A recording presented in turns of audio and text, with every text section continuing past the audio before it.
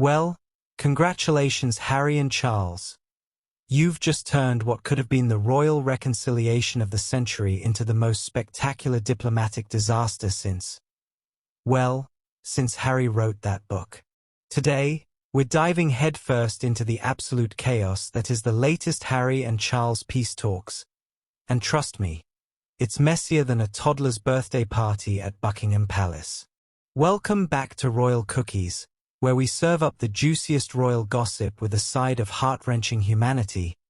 Please remember to subscribe and click on the notifications bell icon, so you will be notified whenever we upload new cookies about the British royal family. Just last week, we had what royal insiders are calling the first serious attempt at reconciliation in years. Picture this: the Royal Overseas League in London, not exactly your local Starbucks, but apparently where royal aides go to hash out family feuds. Senior aides from both Team Charles and Team Harry met at this exclusive London club, marking what sources called the first serious step in years towards resolving the long-running family rift. Now, here's where it gets juicy. This wasn't just any old chinwag over cucumber sandwiches. We're talking about Harry's chief communications officer sitting down with the King's press secretary.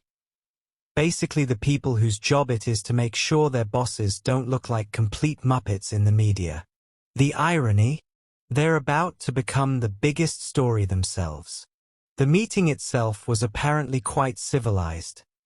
Probably more civilized than your average family Christmas dinner, to be honest. The informal gathering saw representatives from both sides sitting down to discuss potential pathways forward, which in royal speak means how do we fix this mess without everyone looking like absolute pillocks. But here's the thing about secrets in the royal family. They have the shelf life of a chocolate teapot. Before you could say God save the king, photos of this supposedly top-secret meeting were splashed across every tabloid in Britain. Now, if you thought the initial meeting was dramatic, buckle up, because what happened next makes EastEnders look like a documentary about library science. Details of the meeting were leaked to the Mail on Sunday, and a fledgling royal peace deal between Prince Harry and King Charles lay in ruins by Monday. I mean, we're talking about a peace process that lasted roughly as long as a TikTok video. Absolutely revolutionary by royal standards. But here's where it gets really spicy. Nobody's talking. Neither side would comment on the record, which in royal politics is basically the equivalent of your mum saying, "We'll discuss this when your father gets home." You know someone's in deep trouble, but nobody's saying who.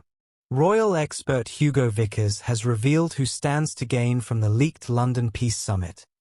And let me tell you, the palace intrigue is thicker than the Queen's Christmas pudding.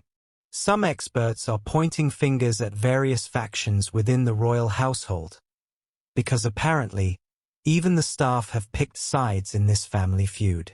Think about it. You've got Team Charles wanting to look like the benevolent father trying to heal the rift, Team Harry wanting to show they're open to reconciliation, and then you've got the wildcards, the courtiers, the press secretaries, the advisors who all have their own agendas. It's like a royal version of Among Us, but with actual crowns and significantly higher stakes. Right, so you'd think having your secret peace talks exposed would be embarrassing enough. But oh no, this is the Windsor family we're talking about. They don't do anything by halves, including spectacular public relations disasters. The peace deal lay in ruins by Monday, which means they managed to destroy years of potential reconciliation work in roughly 48 hours. That's got to be some sort of record, even for this family. But here's what's absolutely mind-boggling. Harry recently said, "I would love reconciliation with my family. There's no point in continuing to fight anymore." I mean, the man literally said he wants to stop fighting, and yet here we are, watching what could have been a breakthrough moment explode like a faulty firework at a royal celebration. And can we talk about Prince William for a hot second?